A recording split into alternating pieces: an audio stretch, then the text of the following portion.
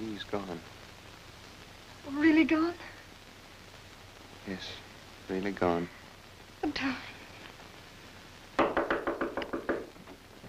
In my house and goings-on and hijinks, but cops I've never had. And if you see serpents as much as muss up one hair of that lad's head, it's me you'll have to deal with. Take your hands off me! Take your hands off me! I'm sorry about this, Andrew. Yeah, well, what do you want? Well, we got a warrant for your arrest. What for? What'd I do? Well, it says there embezzlement. Oh, I haven't stolen anything. Well, we've got to take you along with us. Well, all right. You're not going to take him to jail. Oh, it's all right, honey. They're not the ones that are really doing it. But you'll be in prison. I guess I'd better get an attorney. I wish you'd ask Mr. Wilkins to come over to jail. All right, I'll get him, Andrew. I'll get him right away. Please don't give him that awful third degree. I'll get my coat. Goodbye, honey. Bye. And don't worry now. No.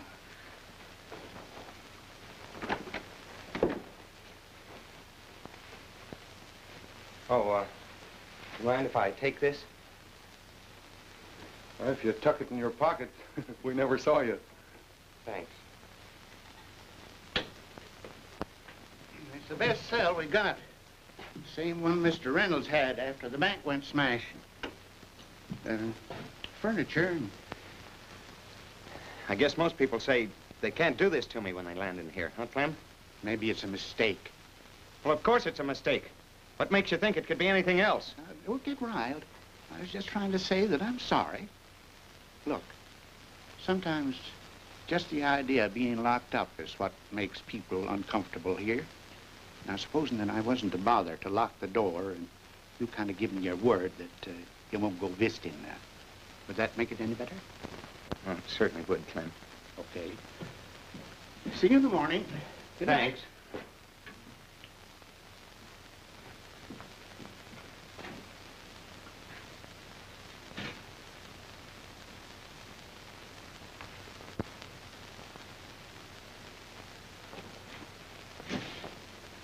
Well, I see you finally got here. How'd you know I was coming? You've been trying to keep an honest accounting of city monies. You've been dealing with politicians. You've been standing up for your own rights, haven't you? Naturally, you landed in jail. You didn't bring a drink with you, maybe? Oh, yes. How'd you know I'd be here? Oh, I didn't. I just brought that because it seems like nothing matters anymore. I was gonna get drunk. Never do that, lad. Just drink till the tickle comes. And stop. Oh, by the way, got some help waiting outside. Kind of figured you might need a little legal advice. Peggy's gone to get Mr. Wilkins. He used to defend all the bootleggers around town. Won't be needing him with the talent I got. These fellas used to defend all the rebels around Boston.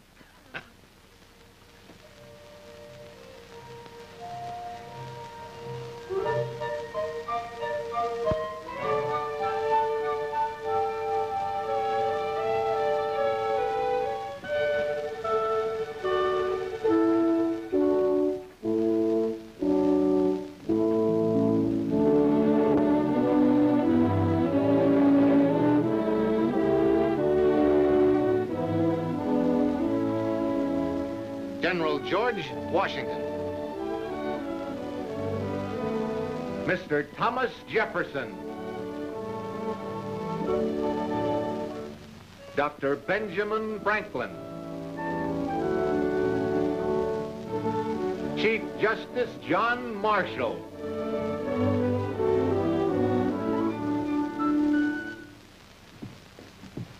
Gentlemen, my young friend and namesake, Mr. Andrew Long. How do you do, sir?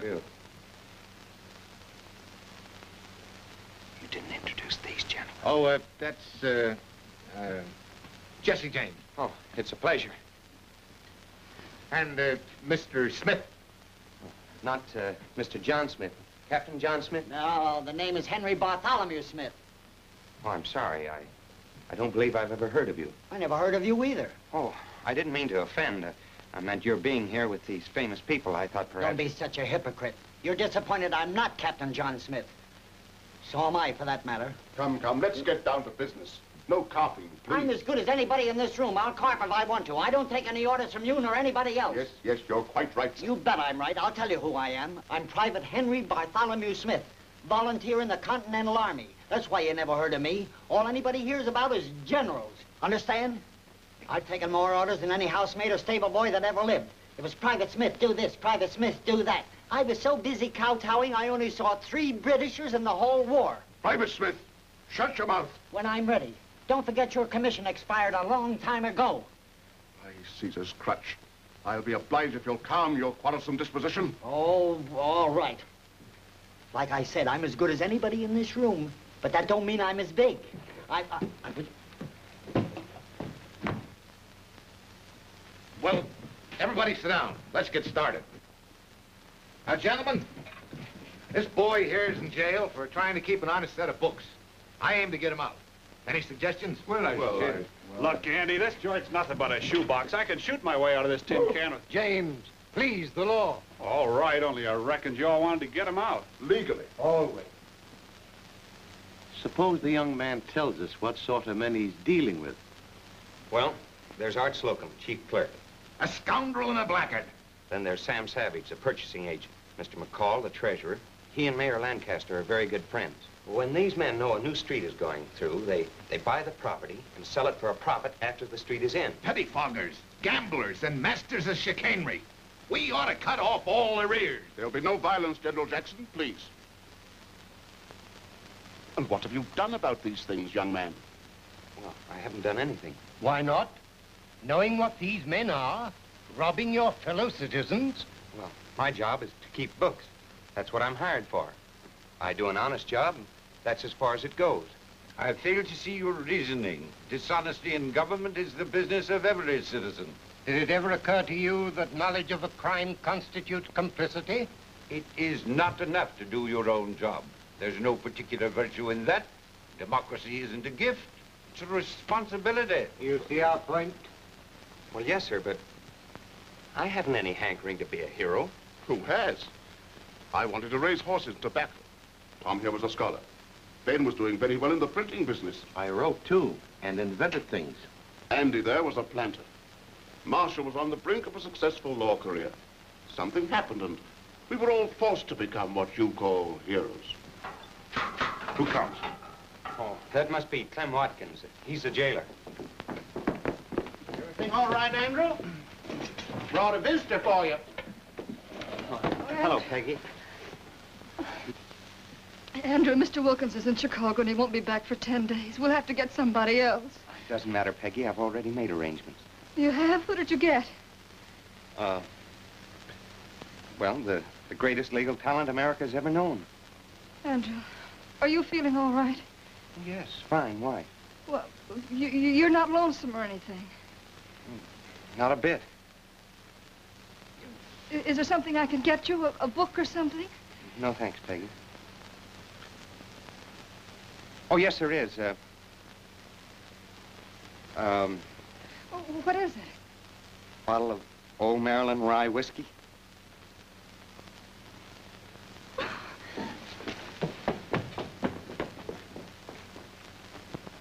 Crawl out from under that bunk. Has the constable gone? Certainly. A disgraceful performance. You can't talk to me like that. If you've been chased by uniforms as many times as I have, you'd Hollywood... Smith, no profanity. You've disgraced yourself enough already. You should have heard what he called General Lee at Monmouth, and he tells me no profanity.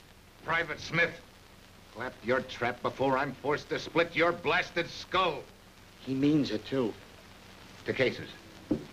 The chief internal enemies of any state are those public officials who betray the trust imposed upon them by the people. Quite right. You have a job laid out for you, young man. Every true American has. And by the great Jehovah, I envy you. And them. Let's have that methods immediately. To quote a rather distinguished friend of mine who wrote almanacs, Poor Richard by name, a countryman between 2 lawyers is like a fish between 2 cats. Therefore, with your permission, I suggest our young man act as his own counsel. Admirable, admirable. He can bring his case directly before the people and thereby further our cause. As we well know, it is obvious cannot be seen. unless by most discerning eyes. Let us therefore again take advantage of our invisibility and do a bit of spying upon these rogues. Then I'll use your findings in my testimony. Precisely. But what if they ask for proof? Well, tell them you have it. What are you looking so odd about? With your pardon, sir, that's strange advice from you. Strange? You're suggesting I tell a lie. Well, why shouldn't you? It's that blasted fable about the cherry tree again. Is that it?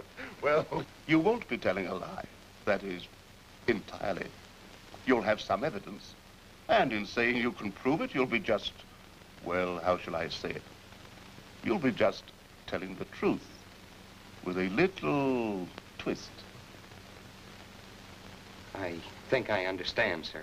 Then all is settled, and I suggest we take our leave.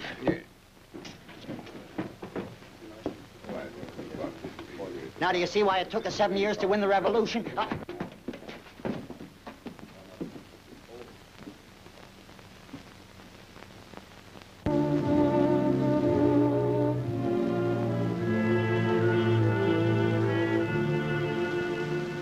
I'm sorry, boys, but it's no go.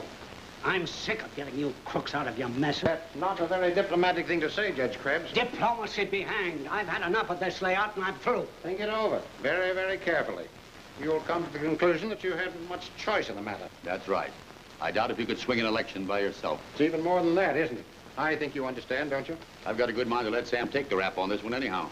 What did you do it for? I'm not going to stand for this kind of gaffe. Boys have been getting a cut for so long, you seem to forget where it comes from. Sam slipped. We've got to cover him, whether we like it or not. We'll hang it on the kid like a necklace, but we've got to work fast. The governor comes back Tuesday. It'll be all over by then. They're demanding an immediate trial. You know, temper of the times and all that. With a little judicial cooperation from Krebs, everything will be all right. How I ever got mixed up with you political pirates in the first place, I'll never know. All right, I'll help you out of this one, but no more, understand?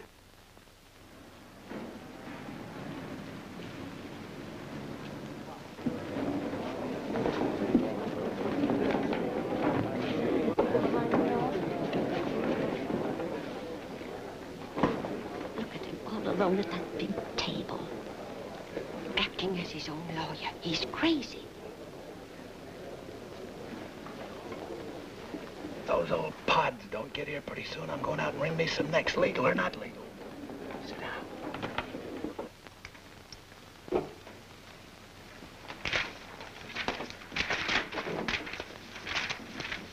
Nothing we can use here.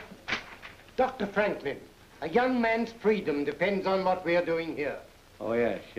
Oh, have we found anything? No, nothing. Well, then let's be about our business. Had I been in charge, I'd have gone to the mayor's office at the outset instead of frittering around with underlings. The prosecution may now proceed.